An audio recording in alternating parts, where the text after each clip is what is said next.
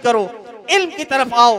तो देखो बिलाल हबशा से आए थे, बिलाल हबशा से आए थे, सलमान फारस से आए थे। ऊंच नीच का फर्क नबी ने मिटा दिया, जात पात का फर्क नबी ने मिटा दिया। ये कोई मामूली बात तो नहीं थी। और अरब के उस माहौल में मुस्तफ़ा करीम ने दीन इस्लाम का वो शजर पैदा किया, अल्लाह अकबर, जिसकी शाखें आज पूरी दुनिया में फैली हुई हैं। और न जाने कितने लोग मुसलमान होते हैं, नबी पर ईमान रखते हैं। ये कोई मामूली बात तो नहीं है। लेकिन बुलाया जो नबी ने सबसे पहले वो इल्म की तरफ बुलाया।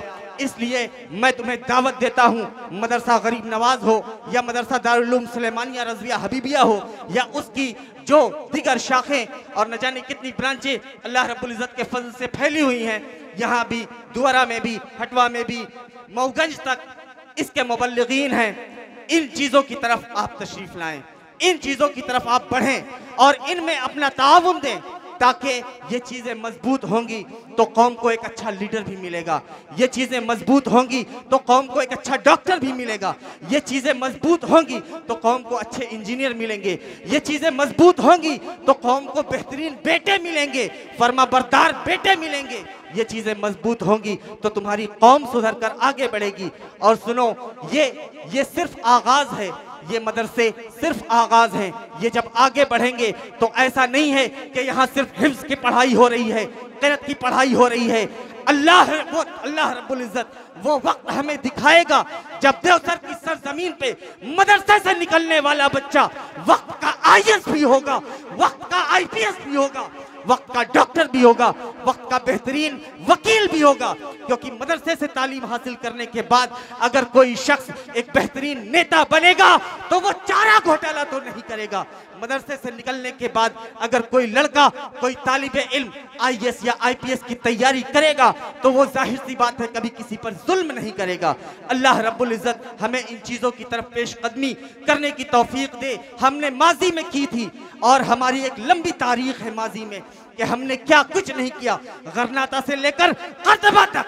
इसके अलावा बगदाद की सरजमीन पर देखें हमारी वो तारीख और वो यूनिवर्सिटियां जिसकी बुनियाद मुस्तफ़ा करीम ने सुफ़ा के चबूतरे पे रखी थी, वो फैलती गई और मदरसे इस्लामिया की शक्ल में पूरी दुनिया में फैली। और न जाने कितनी बड़ी बड़ी यूनिवर्सिटियां अल्लाह रब्बुल इज़्ज़त के फजल से दुनिया भर में बनी, मुसलमानों की बनी। लेकिन फिर वो दौर आया जब ये कौम जवाल की तरफ बढ़ी, क्योंकि इसने इल्म से दूरी कर ली थी। और वो दौर भी तुमने देखा है कि जब तुम्हें काटा गया, जब तुम्हें दबाया गया, जब तुम्हें परेशान किया गया, जब तुम्हें सताया गया। लेकिन मैं नहीं कहता, जमाना पुकार के कहता है तुम यूं ही नहीं मिट सकते। देखो दिल्ली से लेकर लाहौर तक यही जंग आज़ादी से पहले का मौका था, मुसलमानों को दबाया गया, उनकी गर्दनें और उन्हें फांसी पे लटकाया गया। लेकिन तुम यूं ही नहीं मिट जाओगे, तुम्हारी अजमत बहुत बुलंद है, क्योंकि तुमने कलमा जिसका पढ़ा है वो मुस्तफ़ा करीम बहुत अजमत वाला है। तो तुम यूं ही नहीं मिट जाओगे। तू न मिट जाएगा ईरान के मिट जाने से, तू न मिट जाएगा ईरान के मिट जाने से, नशे मैं को ताल्लुक नहीं पैमाने से, है आया सोरिशे तातार के अफसाने से, पास बा मिल गए काबे को सनम खाने से। तो आपकी हस्ती यूं ही नहीं मिट सकती। लेकिन जरूरत इस बात की है कि हम और आप आगे आएं और अपने मदरसे को, अपनी तंजीमात को मजबूत करें और फिर एक बार खड़े होकर एक साथ कंधे से कंधा मिलाकर कौम की तरक्की के लिए आगे बढ़ें। हमारा ये पैगाम इस जलसे से है। अल्लाह रब्बुल इज़्ज़त इस पैगाम को कबूल करे। अगर ये इत्तेहाद और ये मुट्ठी बंद हो गई तो अल्लाह रब्बुल इज़्ज़त हमें वो ताकत देगा कि हम दुनिया में भी कामयाब होंगे और हम आखिरत में भी कामयाब होंगे। लेकिन ये काम सरमाया कमाने के लिए नहीं है, ये काम पावर लेने के लिए नहीं है, ये काम किसी को दिखाने के लिए नहीं है, बल्कि ये काम तो मुस्तफ़ा करीम सल्लल्लाहु अलैहि वसल्लम की मोहब्बत में है। क्योंकि हमारा नारा कल भी था, आज भी है, उन्हें जाना, उन्हें माना, न रखा गैर से काम, लिल्लाहिल हम्द। मैं दुनिया से मुसलमान गया, मुझे कुछ खिताब नहीं करना है। माइक जनाब नाजिम साहब के हवाले। गुजारिश सिर्फ आपसे इतनी है कि आप हजरात जलसे में बैठें, जलसे को कामयाब बनाएं, जलसे को सुने, चाहे वो कोई भी मदरसा हो, मदरसा दारुल उलूम हो, मदरसा गरीब नवाज हो, और खास तौर पर मदरसा गरीब नवाज ये आपके ताउन का हकदार है।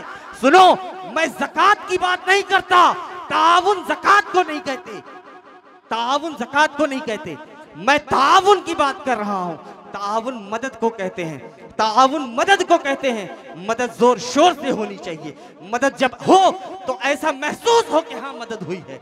मदद जब हो तो ऐसा महसूस हो कि हमने इसके लिए कुछ किया है, ताकि वो चीज तुम्हें यहाँ भी फायदा देती रहे और मरने के बाद, दुनिया के बाद कब्र में भी फायदा दे और आखिरत में भी फायदा दे।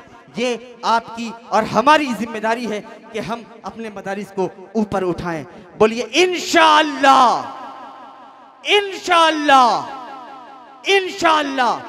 दूसरी बात, नमाज की तरफ तवज्जो दें। नमाज बहुत अहम चीज है। नमाज छोड़ना ये हरगिज बर्दाश्त नहीं किया जाएगा। ना यहाँ बर्दाश्त किया जाता है, ना वहाँ बर्दाश्त किया जाएगा। और सुनो, पीरी मुरीदी वहाँ नहीं पूछी जाएगी। हमने कभी खानकाहों की तरफ दावत नहीं दिया है। हाँ, मसलके आला हजरत की दावत दी है, अलल ऐलान दी है, डंके की चोट पर दी है। बरेली की तरफ दावत दी है, अलल ऐलान दी है, डंके की चोट पर दी है। लेकिन मकसद जो है वो ये है कि तुम नमाज से करीब हो जाओ, नमाज से करीब हो जाओ। नमाज बख्शी नहीं जाएगी, नमाज यूं ही माफ नहीं होगी। सुनो, नमाज वो चीज है, रोजे महशर के जागुजाज बुवत अव्वली पुरसिश नमाज बुवत। इस वजह से नमाज की तरफ आएं, नमाज पढ़ें, नमाज कायम करें। ये चंद बातें थी जो मैंने कर ली और मुझे लगता है कि मैंने काफ़ी वक्त ले लिया है।